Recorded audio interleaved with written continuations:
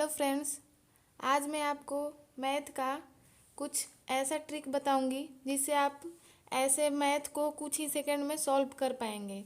जैसे कि क्वेश्चन दिया रहता है कि चीनी के मूल्य में इतना परसेंट कमी वृद्धि होने पर कुछ पैसों में कितना चीनी अधिक मिलने लगता है, तो उसका प्रारंभिक मूल्य क्या था या उसका वर्तमान मूल्य क्या है। तो ये ऐसे क्वेश्चंस आते हैं, तो इसमें ज़्यादा समझने की ज़रूरत नहीं है।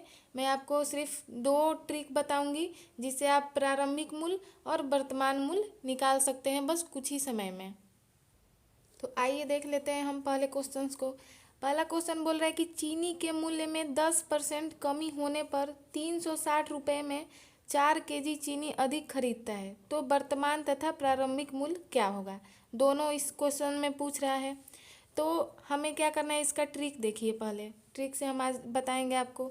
तो वर्तमान पूछे या घटा मूल्य पूछे, बढ़ा मूल्य पूछे, कमी वृद्धि नया मूल्य, सब एक ही बात होती है। सबका मतलब एक ही होता है कि अब का मूल्य पूछ रहा है, जो वर्तमान में कमी होने पर या वृद्धि होने पे जो पता चला है अब का मूल्य पूछ रहा है। तो इसका ट्रिक ये है कि कमी या वृद्धि परसेंट, जो कमी या वृद्धि परसेंट दिया है उसको हमें लिखना है। तो इसमें क्या दिया है, 10% कमी दिया है, तो 10 हम यहाँ लिख देंगे, ठीक है। और इसके बट्टे में 100, इसके बट्टे में हमें क्या लिखना है, 100 इसलिए लिखना है कि यहाँ पे परसेंट है उसके हिसाब से भी, या आप 100 इसके ट्रिक में ही लिखेंगे। तो कमी परसेंट या वृद्धि परसेंट लिख के 100 लिखना है इसमें डायरेक्ट। और गुणे का यहाँ चिन्ह देकर कुल मूल्य बोल रहा है, तो हमें मूल्य में क्या दिया है, 360 रुपये में जो दिया है डायरेक्ट वही लिखना है। 360 रुपये हमें दिया है यहाँ पे, तो 360 कर देंगे। और बोल रहा है कि कम या अधिक सामान, जो सामान मिल रही थी चीनी और बहुत से सामान जो होते हैं, वो कम हुआ कि ज़्यादा हुआ, जितना कम ज़्यादा हुआ उसको हमें डायरेक्ट यहाँ लिखना है। तो 4 केजी चीनी यहाँ पर अधिक खरीदता है, तो 4 हमें यहाँ लिख देना है। अब 1 0 से 1 0 और 1 0 से 1 0 ये चला गया, और 4 9 9 बार में ये चला गया।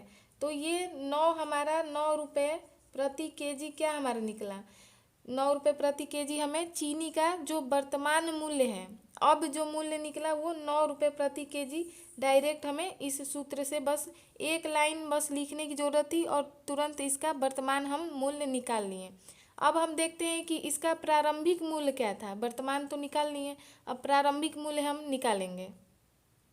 अब हम देखेंगे प्रारंभिक मूल्य कैसे हम निकालेंगे, पुराना मूल्य कैसे निकलेगा। इसका भी जस्ट वही ट्रिक है। ट्रिक में बस एक बदलाव हुआ है, तो ये चीज़ हुआ है। इसमें हमें क्या करना है कि 100 तो परसेंट था, लेकिन इसमें कमी करके या वृद्धि करके लिखना था। जो कमी हुआ है तो हम माइनस करके कमी लिखेंगे, और अगर वृद्धि हुआ है तो 100 में प्लस करके वो चीज़ हम लिखेंगे। तो देख लेते हैं इसको हम। तो कमी या वृद्धि परसेंट जस्ट वही लिखेंगे 10, ठीक है। और इसके बट्टे में क्या करेंगे, 100 में 10 हम घटा देंगे। यहाँ पे कमी बोल रहा है तो 10 घटा के लिखेंगे, कितना लिख देंगे, 90। गुड़े का गुड़े जस्ट वही चीज़ 360/4, ठीक है। तो ये 1 0 से 1 0 कट गया, और 9 चौका 36, 40 बार में ये कट गया, 4 10 बार में। ये हमारा 10 रुपये प्रति केजी ये पहले का मूल्य आ गया। डायरेक्ट इसी ट्रिक से बस एक लाइन हमें क्वेश्चन देखते बस ये चीज़ लिखना है, और ये अपने दिमाग में याद करके रखना है कि क्या करना है। बस यही दोनों ट्रिक है कि हमें जब प्रारंभिक बोलेगा तो कौन सा यहाँ पे बात लिखेंगे, और जब वर्तमान कहेगा तो कौन सी ट्रिक लगाएंगे। बस इन दोनों को याद रखना है। अगर आप ये कर सकते हैं तो आप बहुत ही कम समय में इस क्वेश्चंस को सॉल्व कर सकते हैं, ज़्यादा सोचने की ज़रूरत नहीं है। और आगे हम 1 2 क्वेश्चन आपको इसी पर बताते हैं, इस ट्रिक पे कभी फेल नहीं होगा ये ट्रिक। दूसरा क्वेश्चन बोल रहा है कि यदि चीनी के मूल्य में 20% की वृद्धि हो जाए तो कोई व्यक्ति 50 रुपये में 2 केजी कम चीनी खरीदता है। मूल्य वृद्धि होने के पूर्व कितनी चीनी खरीदी जा सकती थी। मतलब इसका क्या बोल रहा है कि पहले का मूल्य पहले हम निकालेंगे। इसका बोल रहा है कि मूल्य वृद्धि के पूर्व पहले का मूल्य निकाल के, और अब हम निकाल देंगे कि 50 रुपये में कितनी चीनी खरीदी जा सकती थी। तो प्रारंभिक मूल्य हम कैसे निकालेंगे, पहले लिखेंगे हम कितना परसेंट की वृद्धि हुई है, तो 20 सूत्र में था वृद्धि या कमी परसेंट, तो 20।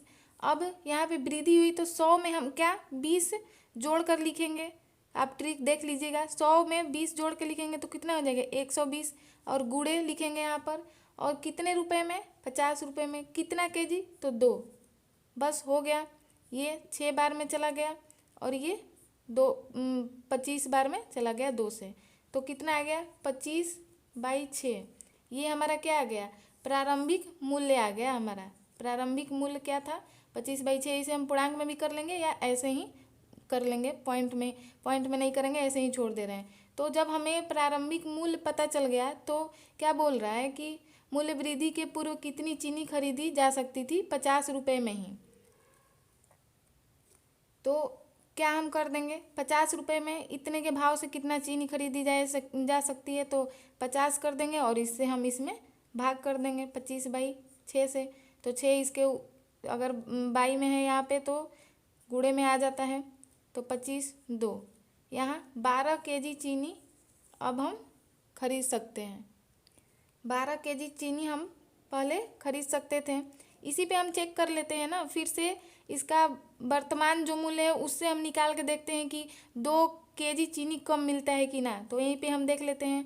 तो पहले अब इसका जो मूल्य है इतना आया था, तो हम इसका वर्तमान मूल्य निकालते हैं तो 20 हो जाएगा, और यहाँ पे अब हम जोड़ के नहीं लिखेंगे 100 ही लिखेंगे, गुणे ये 50/2, तो कितना हो जाएगा ये 20 5 बार में चल जाएगा, ये 10। ये 5 रुपये प्रति केजी पहले इसका चीनी का दाम था। अब हम 50 रुपये में देखेंगे कितना केजी चीनी खरीदते थे, तो ये 5 कर देंगे, तो ये कितना आ जाएगा 10।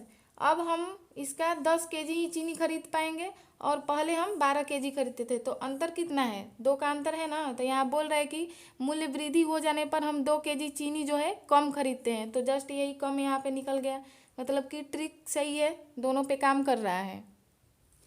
तीसरा क्वेश्चन हम देख लेते हैं। बोल रहा है कि अंडों के मूल्य में 50% वृद्धि होने पर 24 रुपये में 4 अंडे कम मिलते हैं, तो प्रति दर्जन अंडों का वर्तमान भाव क्या होगा।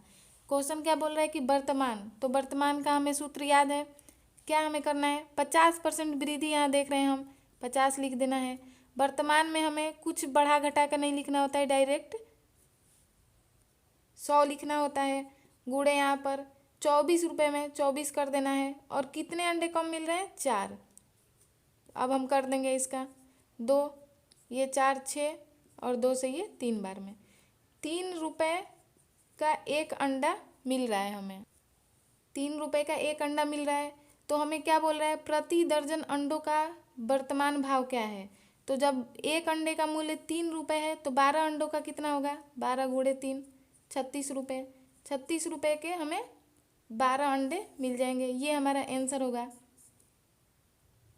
अगर हम इसी पे पुराना जो मूल्य है उस पर चेक करना चाहें तो हम देख सकते हैं कि 50 यहाँ पे लिख देंगे, और 50% वृद्धि हुआ है तो 150 हम लिख देंगे, 100 में 50 जोड़ के, गुणे यहाँ पर 24/4। ये तो सब चीज़ लिखनी है, बस बदलाव कहाँ करना है यहाँ करना है, प्रारंभिक और वर्तमान निकालने में। तो डायरेक्ट फिर हम 3 बार में इसे कट कर देंगे, 3 से 8 बार में, और 4 2। पहले 2 रुपये का एक अंडा मिलता था, पहले 2 रुपये का एक अंडा मिलता था, तो 12 अंडे कितने के मिलेंगे 24 रुपये के।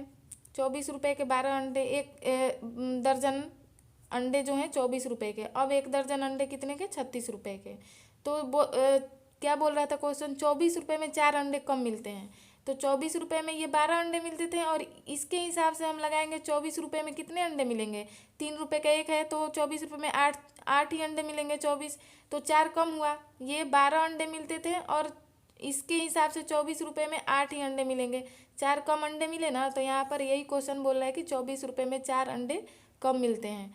दोनों से आप देखकर और हिसाब मिलाकर देख लीजिए, बहुत ही सही ये ट्रिक है, आप इससे हर क्वेश्चन बना सकते हैं। आप अपने से क्वेश्चन इस ट्रिक पे बना के देखिए।